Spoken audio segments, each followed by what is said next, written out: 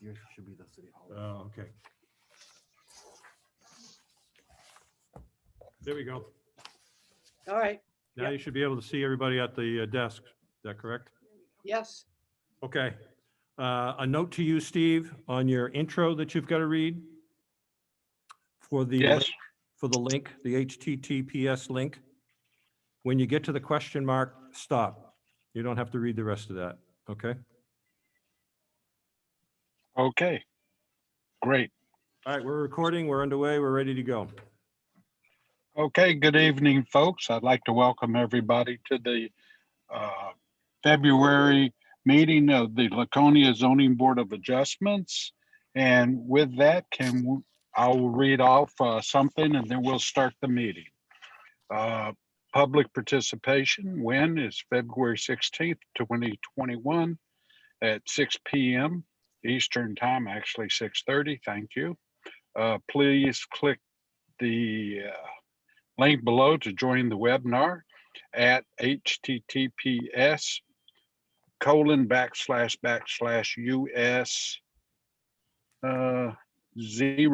02 web.zoom.us/ I think that's a J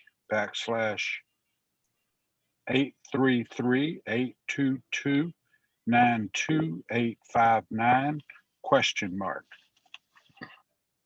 Listen only, call 1-312-626-6799 or 1-646-558-8656 or 1-300-715-8592. The webinar ID is 833-8229-2859 with the passcode being 11184. Using this option only allows you to listen to the meeting with no opportunity to participate. For problems, please call 603-524-3877, extension 249, or email zoning@laconia.newhampshire.gov. To view this meeting, YouTube under the City of Laconia. Due to the technical difficulties, we are temporarily suspending live transmission of the city meeting on channel 26. There are incompatibilities between Zoom virtual meeting platform and the Atlantic Broadband platform. Live transmissions of the city meetings on channel 26 will resume as soon as possible. COVID-19 emergency restrictions are lifted and in-person meetings resume. So now we'll have call to order, please, or the roll call. Roll call, can you all hear me?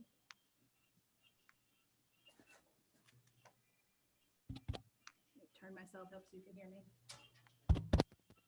Are we having roll call? Yes, just a second. Okay, Can you hear me now? yes. Okay, Steve Bogert, Here, Michael Delavecchia, Present. Roland Mayhew, Here. Gail Ober, here, Michael Foot, Present. and alternate Marcia Hayward. here, Staff President is Dean Trefethan, Recording Secretary Karen Santoro.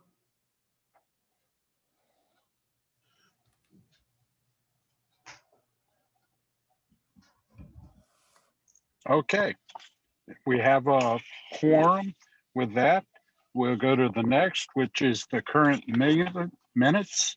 And did everybody receive the updated minutes that were changed and resent out to us in the email? yes. Do we have any changes, additions, subtractions, corrections? There being none, I'd like to entertain a motion to accept the minutes as presented to us. So moved. Do Second. we have a second? All those in favor, I'm going to call the roll. Mike Foot, In favor. Mike, Favor. Roland, Yes, in favor. Gail, Yes, Steve, yes. Okay, we move on to the agenda.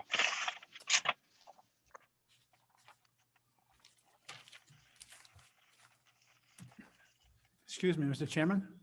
Yes, I'm having a problem hearing because my hearing aids are in Manchester being repaired.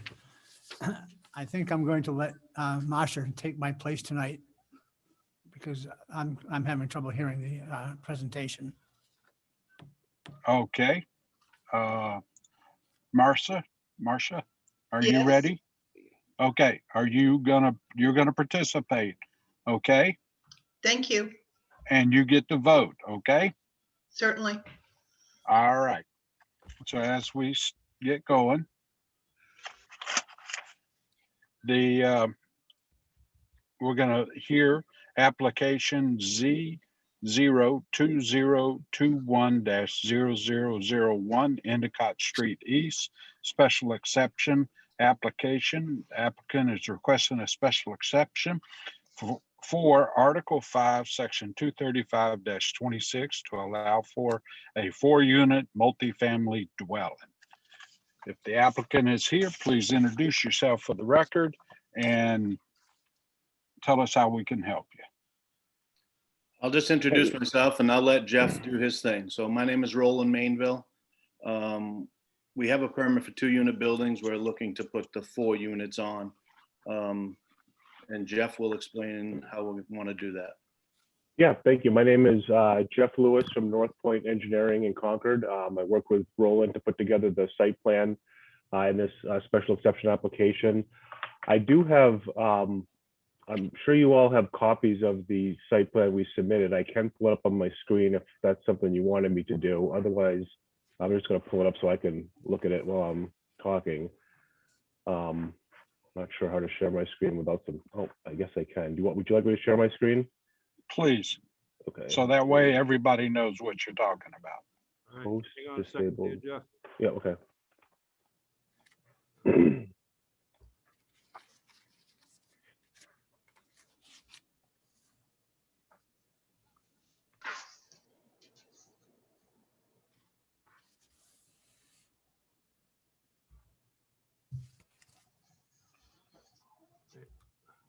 Go ahead on your end, share. I think. we'll Okay, yep, I take see a it. Couple of seconds for it to pop up usually. All right, There we go. see if I can get it up there. What was my? All right, you all see my screen now? Yes, Try to zoom in here. I just very quickly was going to point out the property on your Laconia. This is pretty slick to be able to do this. For those of you who are on the computer can see it. That's the subject parcel on Endicott Street. Just for some reference, I'm sure you're all familiar with it. I'll just go back to the plan here. So this is the site plan that we have submitted. It's showing the proposed 4 units. They're 2 duplex units. As you can see, there'll be a single driveway entrance off of Endicott Street, which Roland already has secured a driveway permit from DOT for. So we'll come in to the first 2 units right here. Then we'll split off with a driveway, narrower driveway over here to units 3 and 4, the second duplex. It's pretty straightforward. We do have a site plan application pending before the planning board that will be to them in a few weeks. We'll also be going to the Conservation Commission tomorrow night. We do have a conditional use permit associated with this site plan application because of the impacts to wetland buffers right in this area. There's a couple of very small pocket, Roland would probably call them nuisance wetlands. We're not intending to impact them, but the city does have a 50-foot setback from those, and we do need to grade and work within them. So we're looking for a conditional use permit. That'll all be through the Conservation Commission and the Planning Board. The reason we're before you folks tonight is for the special exception. These are considered multifamily units, the duplex. Because there's 2 duplex buildings on the property, it's considered a multifamily development, and multifamily, it's a permitted use by special exception in the SFR zone, the shorefront residential zone, which this is in. The parcel is just over 2 acres in size.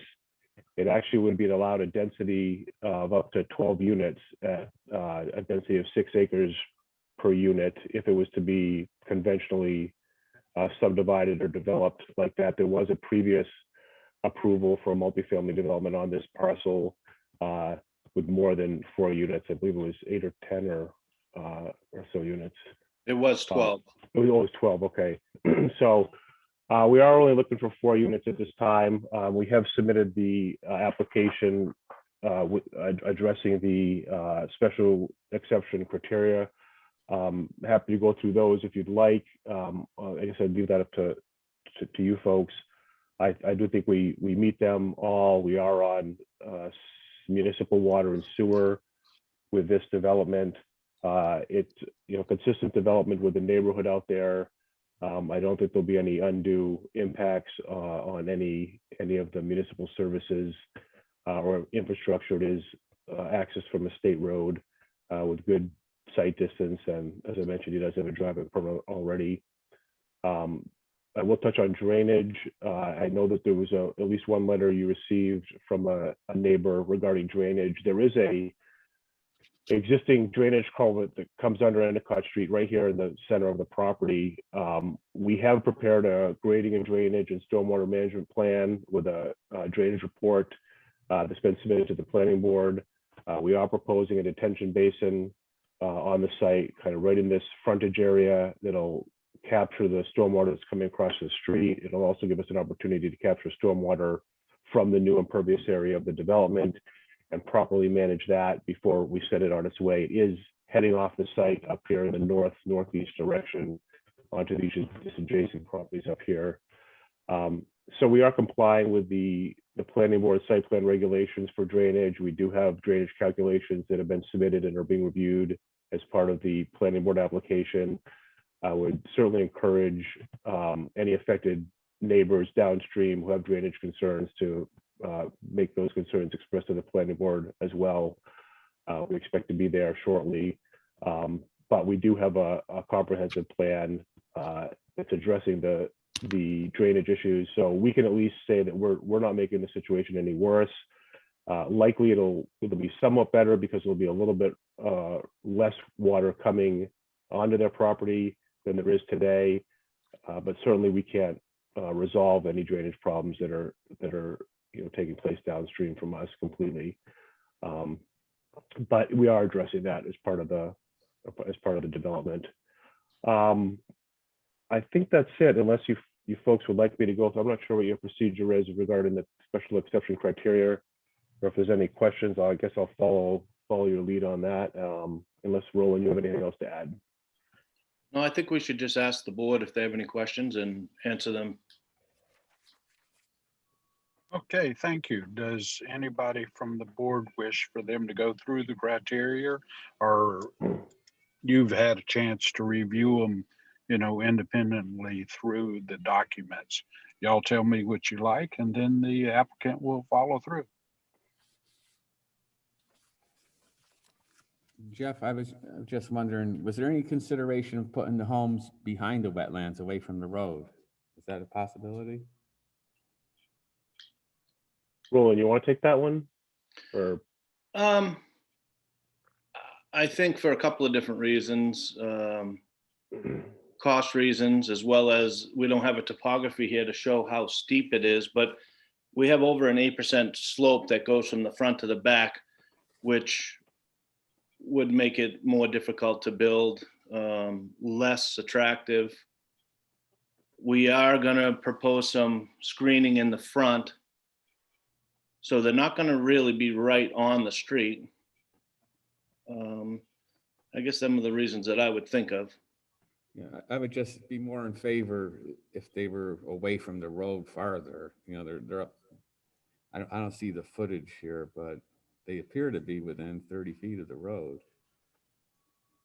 Well, the setback line is 25 feet, and if you see, the setback line is determined on the front, and the houses are set back 20 feet from the setback line. So, well, on the left one anyway, so you got 25 feet plus 20 feet. So you got 45 feet from the left 2 units, and you have 25 feet at an angle with the two on the right, plus probably another 5 feet. So you're 30 feet from the road at the closest point.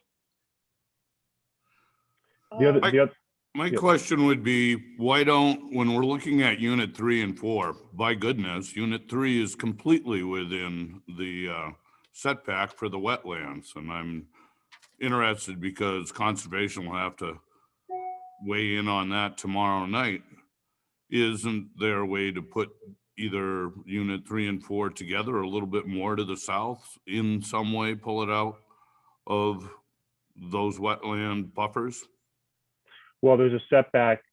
We're pretty close to the front setback, so we won't be able to pull it out too much from there.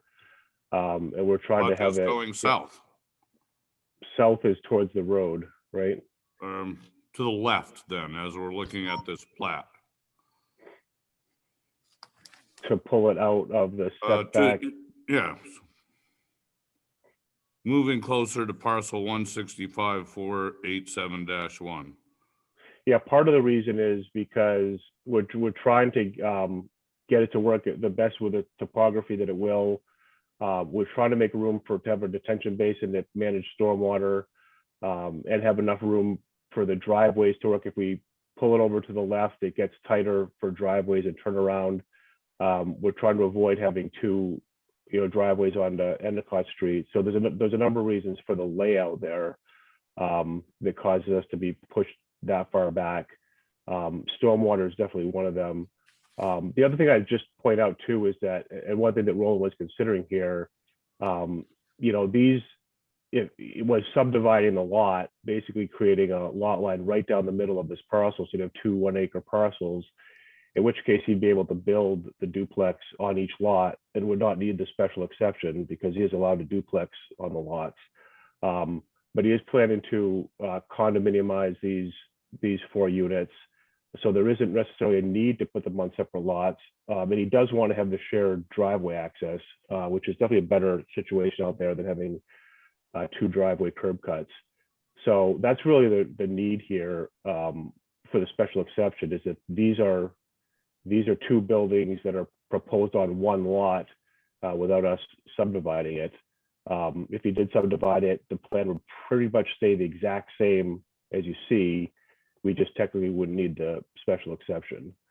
And it is a much reduced plan than what was previously approved out there, where there was, buildings all around the property with 12 units. Mr. Chair, I have a question. Go right ahead, Gail. On the bottom part, looks like it might be a driveway turnaround that is into the setback, the front setback, where you stop just short of a second curb cut. Is that what that is? Yes. And this is a technical question to Dean. Dean, does he need a variance to have that turnaround there? No. Okay. I think to Mike Foot, what you were saying is what I think I heard you say is that you would rather see them move both units down and perhaps even have to apply for a variance for a waiver of the front setback rather than have most of unit 3 in the conservation zone. Is that a correct interpretation of what you're saying? I'm not necessarily pressing to get closer to the front setback. I recognize where they are right now for it, but in some sort of rotation, some sort of way to impact the wetland buffer less. Okay, in other words, maybe the angle of unit 4 actually jog the whole unit down to the right, make it more parallel to the setback, and take at least half of that out of the wetlands buffer. Is that a better interpretation? Well, I'm not sure that if it would take anything out of the buffer. If you see the driveway, the proposed driveway that we're putting in here goes over the buffer as well. And if we did bring the 2 units in the back, like he was saying, the whole driveway would be into that buffer all the way down. You'd probably impact that even more. I think we have very little impact with the back left corner of that unit. With keeping the project very aesthetically pleasing, we just don't want to put units on this piece of land. We want to put them on there so they're gonna fit and be aesthetically pleasing and desirable for somebody to buy them. No, I understand that. I And these think, are, I think by putting that 2 units in the back corner, by going down an 8% slope, and then if. I wasn't necessarily going to the back corner here. I'm still talking about your frontage on Endicott Street East. Yeah, the front, we It need, just seems that in a rotation of that, like a clockwise rotation of it, you would be able to pull some of the impact out of that. yeah, that's what I think. That's what I interpreted that he was saying was, rather than have them at what appears to be like a 60-degree angle to the road, would drop the angle to say 30 degrees. You'd still be within the setback, but the unit 3 would move down or would move towards Endicott Street, minimizing your impact into the thing. You'd have a more straight in. right. No, I agree. Right. But Jeff, correct me if I'm wrong or if I'm not thinking right. One is we have walkout basements in these, so we'd have to look at the topography. And 2, we still have, because of the way that the property is now, we have to regrade that whole area. Maybe we should be Right. looking at the grading plan, showing how much we have to move. We're gonna disturb that area anyway. Would be interesting to see this with topography on it anyways. Yeah, that's I the could- hard part for us. We're just looking at a 2-dimensional drawing that's not telling us what. I know what I'm looking at, it's hard for me to look at, so I get it. We have the Yeah, plan. I have the So, plan. okay, let me ask another question. Someone said it has a walkout basement. Is the walkout basements to the rear of the unit? That's correct. So my next question is, because that walkout basement on the unit 3 is in the wetlands, that means these people are gonna want to put decks on the back, and so that'll be the next item coming before us, is them putting the decks back there so that when they walk out their basement, they'll have a deck back there. Has that had any thoughts? Yeah, we're gonna address all that tomorrow night in front of conservation. Yeah, okay. Well, okay, I'm going to be right here on this. If we're having this discussion before conservation has taken a look at it, I can fairly well guarantee that they'll be asking to see topography, and they'll be wanting to see if there's another idea, like rotating unit 3 and 4 in a way that would impact that wetland buffer less. Yeah.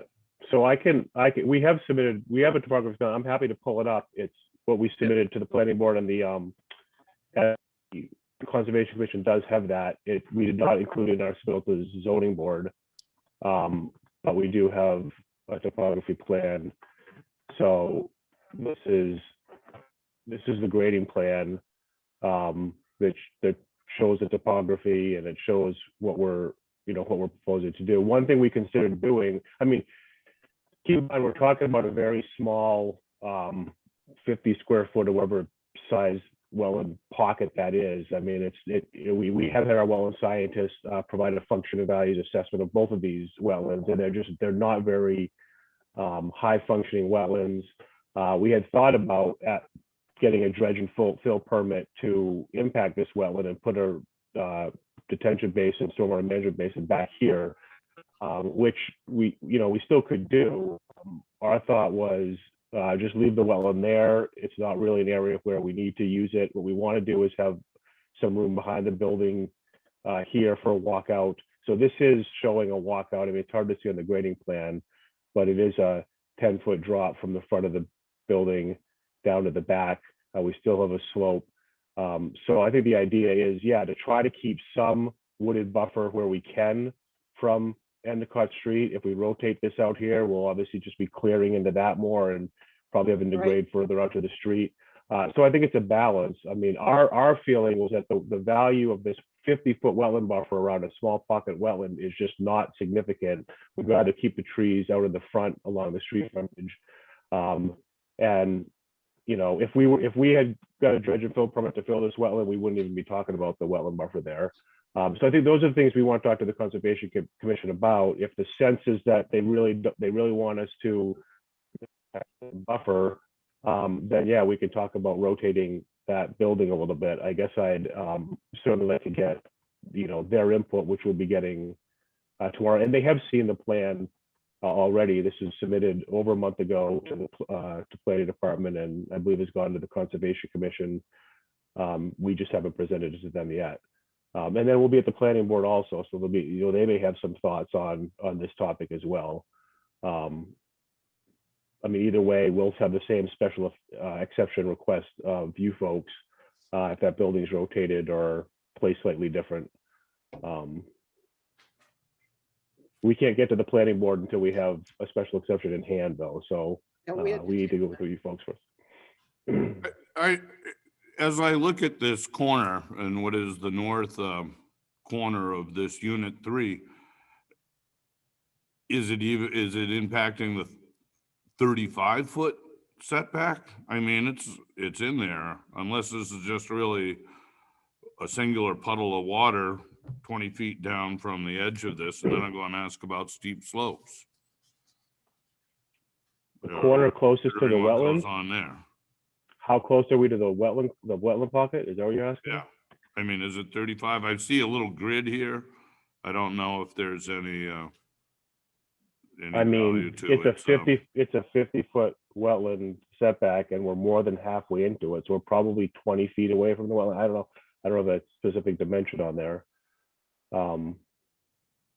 Again, we have a whole conditional use permit application submitted to the planning board that we could pull up and talk about that. I mean, I don't have my wetland scientist here to talk to you folks tonight. We're planning to do that at the Conservation Commission. And it is the purview of the planning board through I mean, this isn't a variance where we'd be looking for. It's a conditional use permit from the planning board. Okay. I think it is being addressed by the planning board and the conservation committee. And what we're here to do, folks, is just to review, is the property suitable to have 2 multifamily homes, condos, or whatever they may be. I don't know, Steve, I see Marcia Hayward's hand is up. I'd like to hear from her. Well, my question is really, it's the planning board's responsibility to address the concern about the drainage issue that these residents of Ashley Drive have and not the zoning board? That's under their purview, is it? Yes, That it would be cor- planning, yes. Under planning? Yep. Okay, thank you. I mean, So it at would- this moment, if everybody would mind, what I would like to do is go ahead and stop questions for a moment and open it up to the public and ask if anybody from the public wishes to speak for or against this application. All right, if I could ask Jeff to stop sharing for just a moment, and then I can see if there's anybody else on the line here. Gee, Jeff, I bet there's nothing you heard of in kindergarten is to stop sharing, huh? Okay, I have a gentleman by the name of Russ. Russ, if you would like to speak on this application, if you could raise your hand so I know that you want to speak. You move your cursor down near the bottom of the screen, there should be a little raise your hand thing. If you click that, if you don't wish to speak, then don't do that.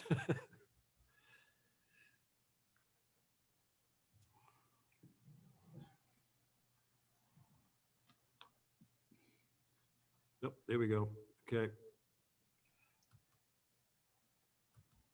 All right, Russ will be coming up in just a second.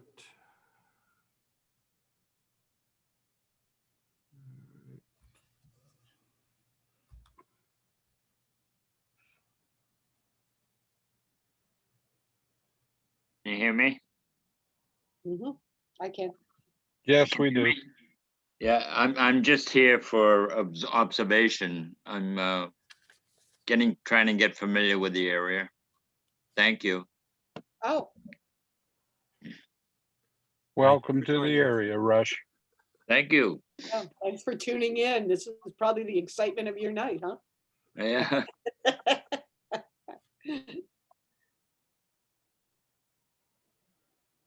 Okay, Dean, do I suppose no one else from the public wishes to speak for or against this application? I have no one else on the line. There's nobody in the building. Let the record indicate no one else from the public wishes to speak for or against this application. Therefore, I bring it back to the board for further questions on the zoning of these units. Nothing from me, sir.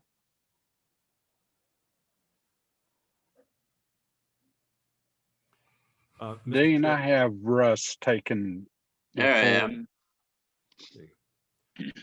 am. Mr. Chairman, if I may interject something here. Please. Um, The Conservation Commission has, over the past several months, formulated a number of changes to the wetland buffer and the wetland ordinance. It has gone through the planning board. Planning board has had a public hearing and has recommended that it go to the city council for approval. Its first reading will be coming up on the 22nd.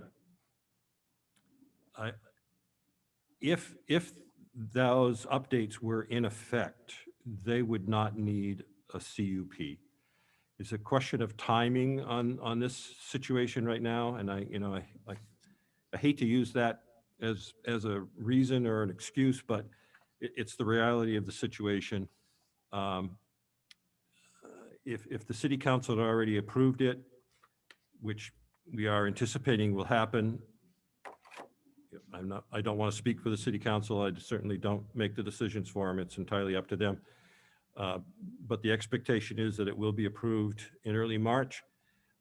They would not need a CUP. So I do want to caution the zoning board to allow the Conservation Commission to do their stuff in their lane and to allow the planning board to do the stuff that's in their lane. And I appreciate the comments.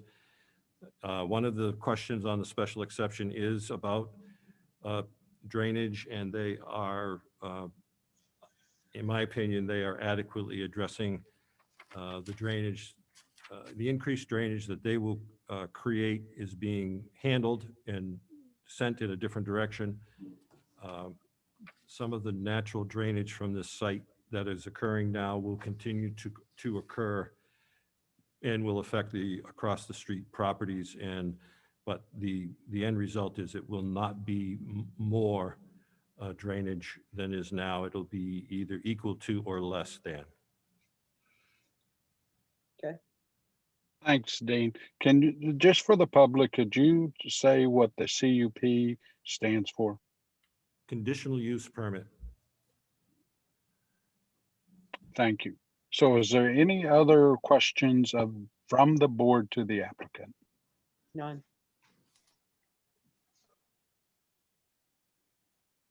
Any closing comments from the applicant? At this time, I don't think so. Just Jeff did let me know that when he had the meeting last week, that was told to us exactly what was just said. But we just continued to move forward because we're already in motion, and tomorrow night we're doing something else. So we're just going through what we were planning on doing originally, and whatever happens, happens. Okay. All right, thank you. And with that, I'm going to close it to the public and everything and bring it back to the board for discussion. Yeah, Mr. Chair, the only thing I have to say is for the limited special exception requirements that we have in front of us as far as the zoning board goes, I believe he meets them, and I support this. I agree, let's let the Conservation Commission and or the planning board do what they're supposed to do. And as far as everything else, in my opinion, this is consistent with the use of the zoning table as designed, and that it is consistent with the spirit and the intent of the ordinance and the master plan. That area was specifically carved out in the commercial residential zone for commercial residential use. And this is an empty lot. So I support it from this point and let the Conservation Commission do what it does. Thank you, Gail. Anybody else have any comments?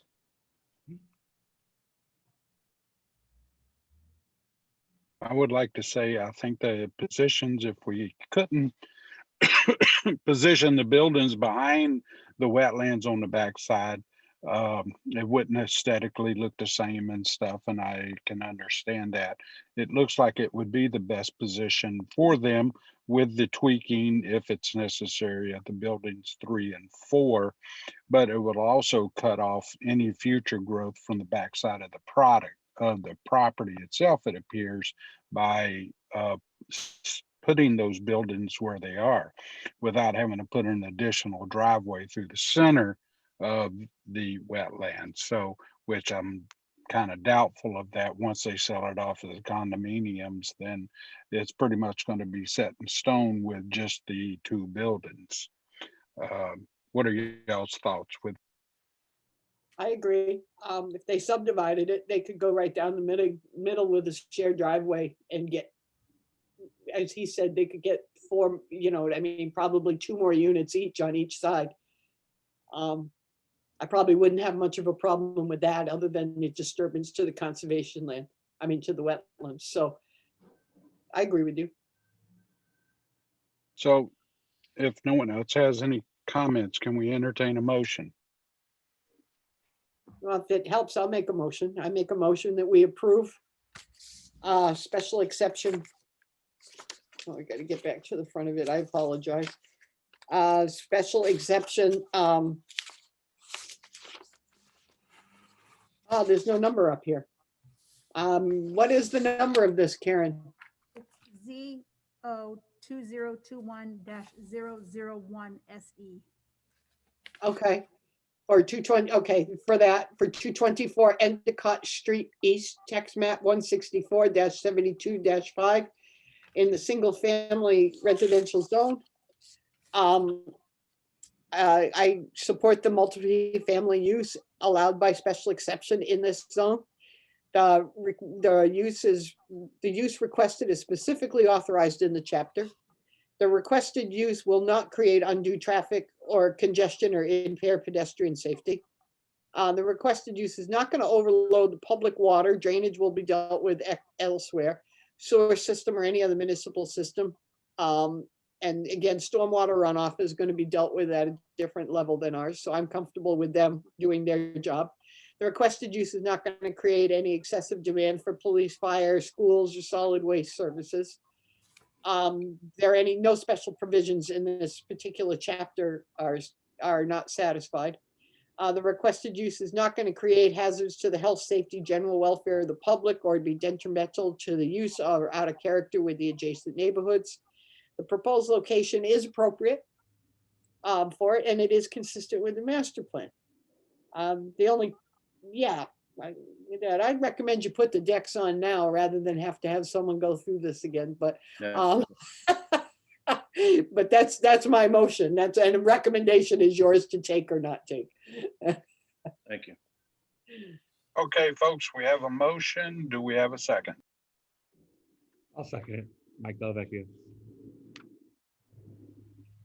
Okay, we have a motion. We have a second. Discussion of the motion. There be none, I'm going to do a roll call. Mike Foot, Accept. Mike, Accept. Roland. Oh, it's Oh, Marcia. he stepped aside. Marcia, Except, Gail, Yes, and Steve. Yes. So it looks like your motion passes and y'all can, at least from a zoning standpoint, move forward. Okay, Appreciate your time. Thank you very much. thank you. Jeff, we can go now.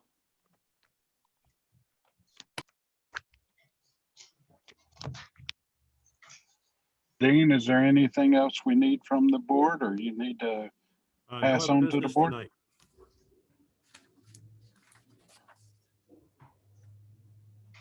There being nothing else, I'll make a motion that we adjourn. I'll second that. Okay. Mike Foot, Adjourn. Mike, I favor that motion. Marcy. Yes, And if I'm not pronouncing your name right, I apologize. it's Marcia. Marcia. Okay. Gail Yep. and Steve is yes. Okay, good night, everybody. Thank you. Good night. Thanks for having me. And good night to you, Russ. Thank you.